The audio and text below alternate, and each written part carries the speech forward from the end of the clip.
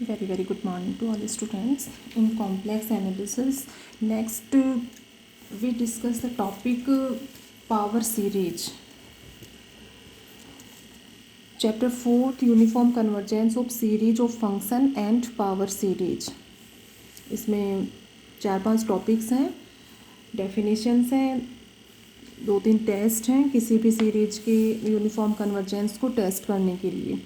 ठीक है, यूनिट 3 में ये टॉपिक हमारा यूनिट 3 के साथ में है। ठीक है, तो इसको नेक्स्ट डिस्कस करेंगे। तो सबसे फर्स्ट थोड़ा सा प्रीवियस सेकेंड ईयर में आपने रियल एनालिसिस में ये चीज़ें पढ़ी हुई हैं, थोड़ा सा मैं रिमाइंड करवा दूँ आपको। सबसे फर्स्ट यदि यहाँ पर डिफ़ाइन करें रियल सीक्वेंस, कि किस तरह से रियल सीक्वेंस को डिफ़ाइन करेंगे, क्या है ये रियल सीक्वेंस, कन्वर्जेंट सीरीज को कैसे डिफ़ाइन करोगे। ठीक है, देखो ज़्यादा टॉपिक्स नहीं है इसमें, डेफिनेशंस हैं 4-5 और 2-3 टेस्ट हैं। ठीक है, तो उनके अकॉर्डिंग छोटा सा चैप्टर है। रियल सीक्वेंस, सबसे फर्स्ट इसको डिफाइन करेंगे। सपोज कोई भी function f is such that n to r, कि कोई भी फंक्शन f है, ये कहाँ से कहाँ डिफाइन है, n से r, नेचुरल नंबर से रियल नंबर्स पर डिफाइन है। तो क्लियर है सभी को, ये डोमेन कहलाता है और ये को डोमेन। ठीक है, क्लियर है, सबने ये चीज़ें प्रीवियस क्लासेस में अच्छे से रीड की हुई हैं। ये डोमेन, ये को डोमेन। ठीक है, जैसे अब इसके अकॉर्डिंग कोई भी फंक्शन डिफाइन करें, f of x, f is such that N to R, such that f x equal to x square. ठीक है, x belongs to N, x belongs to N, x natural numbers में belong कर रहा है, means x की जो value है वो 1, 2, 3 एंड सोन, ये सभी पुट करोगे तो उसके according f1, f2, f3 and सोन, ये सभी फाइंड आउट होते जाएंगे। ठीक है, जैसे f1 हो जाएगा 1, 4, 3 पुट करोगे 9, तो इस तरह से वैल्यूज फाइंड आउट होती जाएंगी। तो इसके अकॉर्डिंग जो भी वैल्यू पुट करेंगे तो वो सभी वैल्यूज किस में जाएंगी, आर में जाएंगी। ठीक है, तो इसके अकॉर्डिंग ये जो भी वैल्यू जाएंगी वो को डोमेन कहलाएंगी, को डोमेन। और इसको यहाँ पर रेंज भी कह सकते हो, कि इसके जो भी वैल्यू इसमें आएंगी वो इसमें लाई करेंगी, तो रेंज इसी का पार्ट है को डोमेन का। ये दोनों इक्वल भी हो सकते हैं। तो इसके अकॉर्डिंग 1, 2, 2 जा 4, 3, 3 जा 9, तो इस तरह से ये वैल्यूज फाइंड आउट हो जाएंगी। तो सीक्वेंस को किस तरह से रिप्रेजेंट करते हो,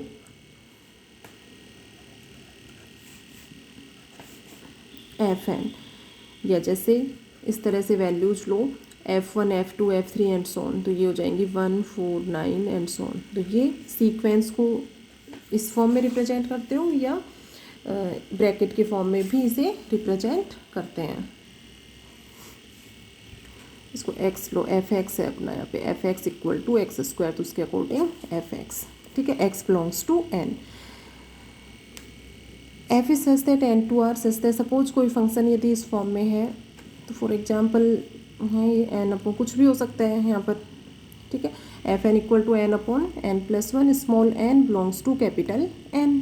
ठीक है, वही एन जो है वो नेचुरल नंबर्स में लाई कर रहे हैं, एन की वैल्यूज पुट करोगे तो उसके according f1, f2, f3 find out हो जाएंगे। तो ये अपना सीक्वेंस हो गया। ठीक है, या इसको इस तरह से रिप्रेजेंट करो, sequence of f of n. तो इस तरह से रियल वैल्यूज के अकॉर्डिंग सीक्वेंस, रियल सीक्वेंस यहाँ पर एफ ऑफ एन या इस फॉर्म में रिप्रेजेंट करोगे। इसकी वैल्यू भी पुट करके रिप्रेजेंट कर सकते हो इसको, f n equal to n upon n plus 1 है तो ये, और एन ब्रैकेट के फॉर्म में लो, एन अपॉन एन प्लस 1। ठीक है, तो इसमें यही बताया कि f is such that N to R, such that f n equal to n upon n plus 1, small n belongs to N, then f1, f2, f3 and so on, ये values find out हो जाएंगी। तो इस case में real sequence को f of n या f n से represent करोगे। ठीक है, एफ एन की वैल्यू पुट करोगे then real sequence is in this form. Next अपना आता है कन्वर्जेंट सीरीज। कन्वर्जेंट सीरीज, अब यहाँ पर दो चीज़ें हैं कि सीक्वेंस, एक तो कन्वर्जेंट सीक्वेंस और एक कन्वर्जेंट सीरीज, ठीक है।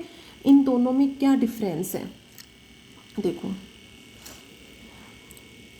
F of such that N to R, ये फंक्शन डिफाइन है, किसी भी कोई भी एग्जाम्पल ले सकते हो, f x equal to x square है, f n equal to n square, ठीक है। तो इस एक्स की फॉर्म में ले रहे हो तो एक्स बिलोंग्स टू एन होगा, एन की फॉर्म में ले रहे हो तो small n belongs to N होगा, ठीक है।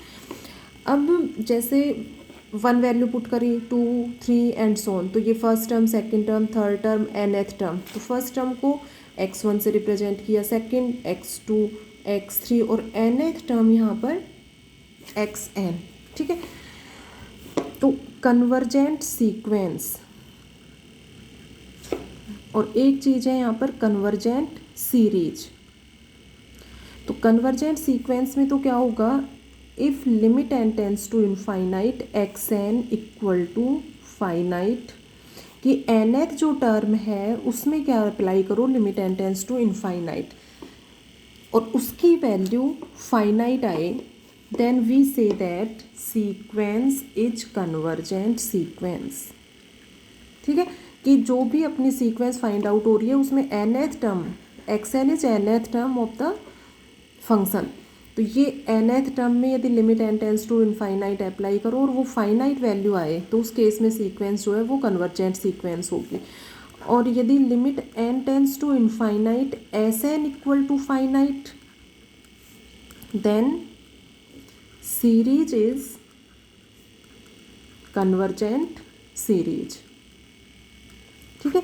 एस एन क्या है यहाँ, एस एन यहाँ पर क्या है, सम ऑफ n terms,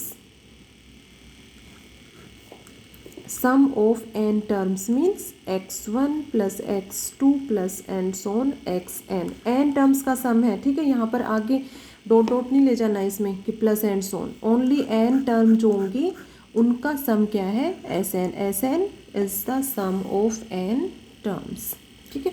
तो यहाँ पर यदि limit n tends to infinite S n finite आता है, then we say that series is convergent series, and limit n tends to infinite x n equal to finite, then sequence is convergent sequence. तो ये definitions हैं कुछ इसमें, तो definitions को learn करना है।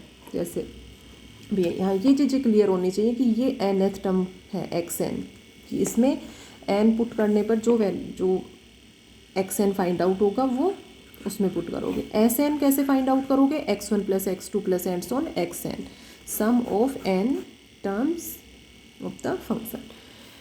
नेक्स्ट डिफाइन करोगे इसमें convergent of sequence of function, कि सीक्वेंस किसी भी फंक्शन के लिए कन्वर्जेंट होने की क्या कंडीशन है। देखो convergent of sequence of function, अब सीक्वेंस ऑफ फंक्शन है, ठीक है। यहाँ पर सीक्वेंस ऑफ फंक्शन, जहाँ भी सीक्वेंस की बात होगी वहाँ रिप्रेजेंट करोगे इसको एफ एन जेड, ठीक है। ये फंक्शन हो गया, ये इसको इस फॉर्म में लो, f1 z, f2 z up to fn z. तो यहाँ पर सिंपली सबसे फर्स्ट क्या कहोगे कि let f1 z, f2 z and fn z are single valued function defined on a closed domain D, then the sequence of function f and z small n belongs to n, it converges to fz, कि f and z converge करेगा function f Z को if for every epsilon is greater than 0 there exists n naught belongs to n such that f n z minus f Z definition read की हुई है real analysis में, आप लोगों ने just यहाँ रिमाइंड करवा रही हूँ। तो किसी सीक्वेंस ऑफ फंक्शन के कन्वर्जेंट होने को कैसे डिफाइन करोगे कि सबसे first f n z be the sequence of function where f1z, f2z, f3z and so on are single valued function defined on domain D. Then the function f and z या sequence of the function f and z converges to the function fz if for every epsilon is greater than 0 there exists n naught belongs to n such that mod of f and z minus fz is less than epsilon for all n is greater than equal to n note कि इस condition के लिए इस term का value जो है वो epsilon से लेस होना चाहिए। अब यहाँ पर एन नोट बिलोंग्स टू, ये इम्पोर्टेंट है, ये दोनों जो है n is greater than n not and n not belongs to epsilon and z. यहाँ पर ये एन नोट किस किस पर डिपेंड करेगा, एप्सिलॉन पर और जेड पर, ठीक है। If n not belongs to epsilon and z both then sequence of the function f n z converges to the function f z, ठीक है। अच्छा, इसी को इस लिमिट की फॉर्म में भी रिप्रेजेंट कर सकते हो। कैसे लिमिट की फॉर्म में कैसे रिप्रेजेंट करोगे इसको, limit n tends to infinite f n z equal to f z, ठीक है। या इस फॉर्म में गिवन हो तो फिर इसको इस फॉर्म में भी रिप्रेजेंट कर सकते हो, limit n tends to infinite f n z equal to f z then mod of f n z minus f z is less than epsilon for this condition. तो यदि ये टर्म लेस देन एप्सिलॉन है then we say that limit n tends to infinite f n z equal to f z. अब यहाँ पर तो n note जो है वो एप्सिलॉन और जेड दोनों पर डिपेंड कर रहा है। If n not depends only epsilon, n not यदि एप्सिलॉन पर डिपेंड करें then the sequence of function converges uniformly, या sequence of function uniformly converges to the function fz, दोनों पे डिपेंड करेगा। तो उस केस में तो डेफिनेशन किसकी होगी कि sequence of the function f n z converges to the function f z. और if n not depends only epsilon then sequence of the function converges uniformly to the function f z. तो दो चीज़ें हो गई यहाँ पर, दो definition हो गई, convergent of sequence of function और uniformly convergent of sequence of function. तो डेफिनेशन है, डेफिनेशन शॉर्ट क्वेश्चन में भी पूछ सकते हैं। तो डेफिनेशन जो है किस तरह प्रॉपर वे में डिफाइन करना है वो क्लियर होना चाहिए। तो n not depends only epsilon then sequence of function converges uniformly to f z, ठीक है। तो यहाँ पर क्या क्या पॉइंट डिस्कस किए, रियल सीक्वेंस को डिफाइन किया सबसे फर्स्ट, फिर कन्वर्जेंट सीक्वेंस, कन्वर्जेंट सीरीज,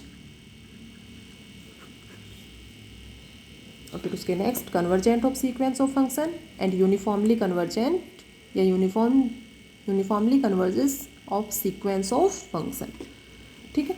तो 5 पॉइंट्स यहाँ पर डिस्कस किए हैं।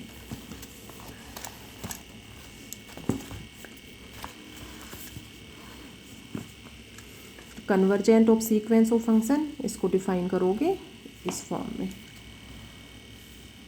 ठीक है। If n not depends only epsilon then the sequence of the function converges uniformly to the function f z. Next define करेंगे series of the function. Functions की बात हो रही है, let f one z f two z f three z and so on f n z are be the functions then the series of the function are defined as series of the function. तो summation n equal to 1 to infinite f n z be the series of the function. अब जैसे arithmetic series होती है, geometric series होती है, तो उसमें किस तरह से अपनी सीरीज बनती हैं, जैसे 2 + 5 + 8 + 11 प्लस एंड सो ऑन। 3 का डिफरेंस हो गया इनमें, 8 है ये, ठीक है। तो ये अरिथमेटिक सीरीज है, हिंदी में जैसे समांतर श्रेणी कहते हो, ठीक है। तो जहाँ पे सीरीज की बात होगी वहाँ टर्म्स इनफाइनाइट टर्म्स होंगे, ठीक है। टर्म्स को सम के फॉर्म में, इनफाइनाइट टर्म्स के फॉर्म में रिप्रेजेंट करोगे। तो summation n equal to 1 to infinite f n z be the series of the function. वही हो गया, इसका मीन्स क्या है, F1 z plus F2 z plus F3 z plus and so on up to infinite तक। तो ये कोई भी सीरीज, किसी भी फंक्शन के सीरीज के फॉर्म में यदि रिप्रेजेंट हो रहा है तो इसके nth टर्म्स का जो सम है उसको Sn से रिप्रेजेंट करें, f1z plus f2z plus fnz equal to Sn। अब ये z के फंक्शन है तो Sn जो है वो भी z का फंक्शन होगा, ठीक है। तो यदि ये Snz इसके इक्वल है तब क्या कहोगे यहाँ से कि ये Snz, ये sequence of the function Snz are convergent, then summation fnz also converges, ठीक है। ये सीरीज कन्वर्जेंट कब होगी, जब इसके nth टर्म्स का सम कन्वर्जेंट होगा। क्लियर है सभी को? Snz, ठीक है, ये सीक्वेंस है तो सीक्वेंस कन्वर्जेंट कब होगी, कोई भी सीक्वेंस के कन्वर्जेंट होने के लिए क्या बताया था कि उसका nth term limit n tends to infinite xn equal to finite, then the sequence is convergent sequence, ठीक है।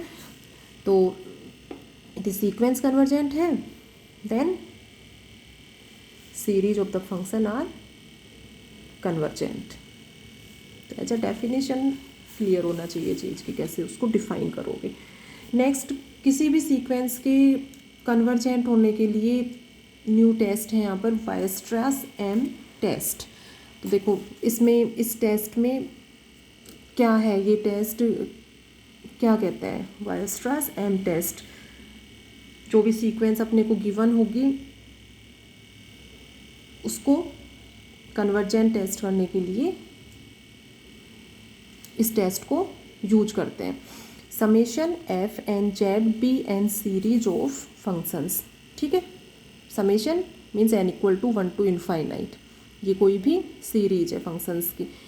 Late mod of f n z is less than equal to M n, कोई भी ये रियल नंबर है तो इसके, इस function के मोड की वैल्यू यदि इस किसी भी रियल नंबर से लेस देन इक्वल टू है and summation M n is convergent, then summation fnz is uniformly and absolutely converges।